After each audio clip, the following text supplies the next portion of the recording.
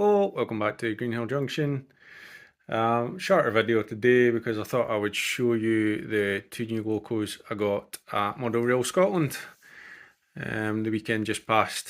I texted my wife and said it was dangerous to let me loose at a Model Rail show on my own because inevitably you end up going around the stands, and I had a bit of overtime this month, so decided to treat myself. So I got these two in front of you, which is the Merchant Navy class Belgian Marine. I think catalogue number is R3861, and then the one at the back, which is the A4 Commonwealth of Australia. And that is R3992, and that's actually my first 21 pin DCC decoder loco, which, to be honest, from what I've seen so far, doesn't really make a difference from the 8 pin. But we'll have a quick look at both of them, and then we'll just do some running shots going around the layout because they're really quite nice to watch. So we'll have a look at Belgian Marine first. Okay, so there's a full look at Belgian Marine. I managed to pick this up. I think this is relatively new. I haven't checked when it came out, but I think it is relatively new, and I managed to get this for £150, which, I always, when I'm at shows, I do a quick Google search and all that for prices, and that certainly seemed to be like a decent price for this. It's this and the A4 are just two designs of locos I really like. I just like the lines on them. The liveries are normally quite good. I think the wheels are really interesting on these spam cans, as they're sort of insulted with. So this will be my fourth one. I've got a blue one, a black one, a green one, well, a southern green one, and then I've got a BR green one. And this is, I should have said, they're both Hornby locos, and this one is up to a really high standard. There was a very interesting issue with it, which we'll discuss in a sec, but livery wise it's lovely. The lines are so crisp going across the red and yellow. There's a nice, I don't know if it's etched or not, but it certainly sticks out the nameplate. It's all very well done. It's simple livery, I suppose. You get silly things like that vent can open and close, and what do you call it, sprung buffers and things, which I don't really see the point in, but never mind. The cab is very nice. I'll see if I can get you in at it, because yet again the problem is you can never see these things. Oops, as I just short my track out, never mind. That's probably the best angle I'm going to get. So you can see it's very nicely detailed in the cab. Again, never really see it, but I suppose it's nice to have the effort. Personally, I'd rather they put figures in there to make it look a bit more lifelike and maybe a bit less detail on the cab. But yeah, I had an interesting problem with this. So when I opened the pack up, and it was brand new, the box was still in the polystyrene, there was still plastic around the box. There was this little black bit that was just sitting in the bottom of the box, which I've got a photo of, and I'll just show you that just now while I'm talking. And I kind of looked around and at the loco, couldn't see where it came from. I thought, oh, it's just a bit of black plastic, just a little bit of detail. Nobody's going to notice that. It's not going to be particularly important. And I actually got Commonwealth running first, and then while that was doing some laps around the track to bed in, I put the DCC decoder in this one, which is an 8-pin decoder, and it didn't move. And I was like, great. Then I sort of thought I could hear something, so I stopped Commonwealth for going round and listened, and the motor in this was running. It sounded like it was rotating, but it wasn't going anywhere. So I was like, great, okay, so what's jamming it? Checked all the rods were straight, the wheels seemed to rock back and forward as much as they can. when it's not under power. So I ended up taking it apart, or taking the local section apart, because I'd already done the tender to do the what do you call it, the DCC decoder, and I found, as you'll see in the next couple of photos, that the little black bit was actually the connecting rod as such between the flywheel and the, I think it's called the worm drive, that then connects to the gears that actually drives the loco. So this tiny bit of plastic had somehow came out from between those two bits, and to actually get it back in, I had the motor very functionally just unclips from its housing, and I found out that there's just a plastic clip over the worm drive, so I was able to get that out. I had to bring the two of them out, put the bit back in between them, and then put it all back in as one unit.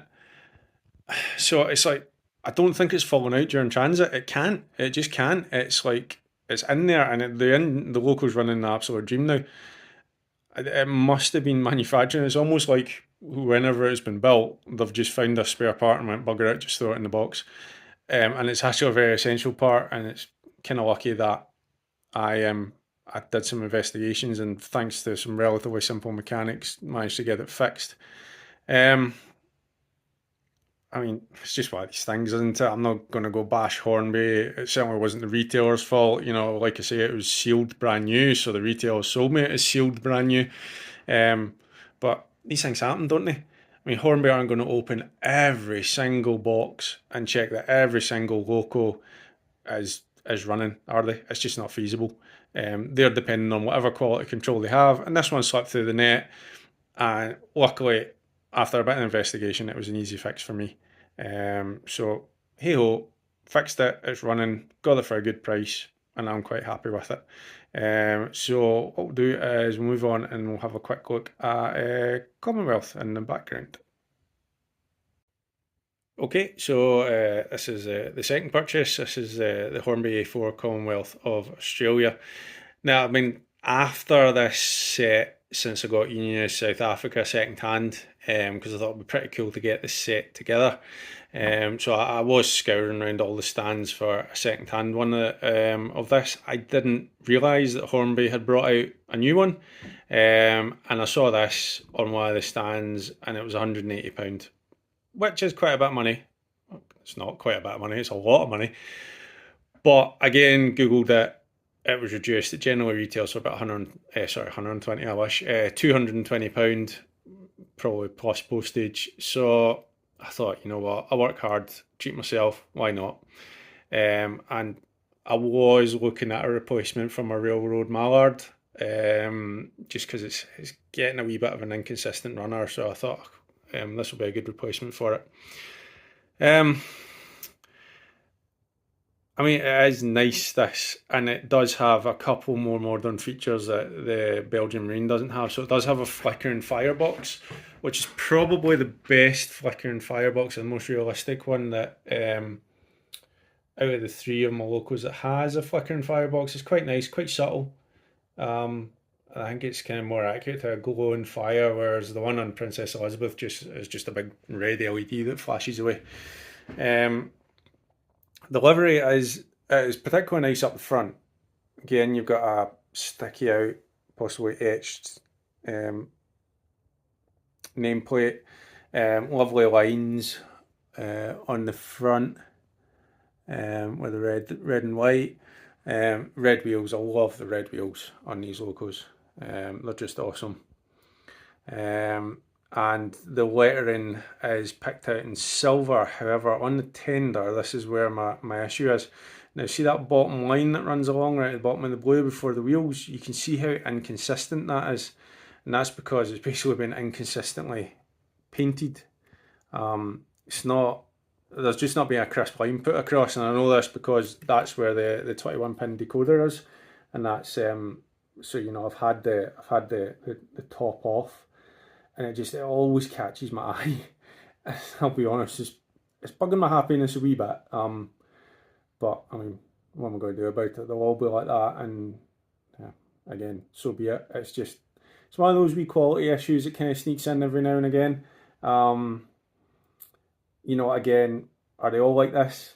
Is this one slipped through the net? I mean, I would suggest I would think that it's not a person that's building and painting this, is it? It's going to be machines or something like that. So there's maybe an inconsistency there. Maybe if any of you have got one of these, you can tell me if it's like that on the others. Again, it's got a very detailed cab, and it actually has Hornby's new connector for the tender and loco. So if I just, nope, that's not going to work. If I just come back to you and take it apart properly instead of trying to do it with one hand, I will show you what I mean. Okay, so if I just temporarily place her here in the goods yard, just now, I can show you what I mean. So the cab is again very detailed, which is nice.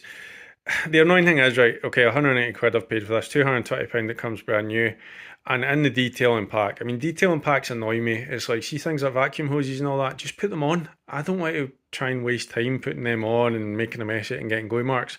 But the detailing pack with this logo came with the two crew, the driver and the fireman. And I was like, just put them in. Why have you not put them in? Who wouldn't want them in if they're there? And I'm not going to do it because I am quite ham-fisted with things like that. I'll end up with glue everywhere. They'll be sitting squint. So it annoys me. It's like, put stuff like that in. If you're going to produce it, put it in. But anyway, rant over.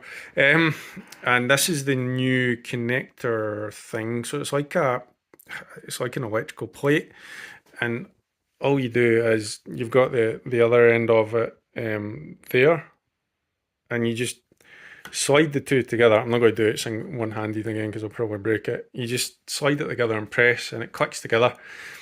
And I've seen videos, particularly Sam's Trains, slagging this off, and it doesn't work. Well, it works fine on this, and I actually like it a lot better than the connection on the Belgian Marine, because that's got the old screwed in drawbar with the wire running underneath. So if you want to take the two apart, you've got to take at least one screw out and get the little connector out the tender, whereas this is just, it's click in, click out. So that's a nice feature. Yeah, but if I'd paid 220 quid for this, I think I would be a little bit disappointed. The 180 has made it a little bit better. The other thing is, I don't know if the blue really pops enough. Like if I take you over to, not the mallard one, because that's, well, I mean, that's the railroad colour, and it's not the greatest either.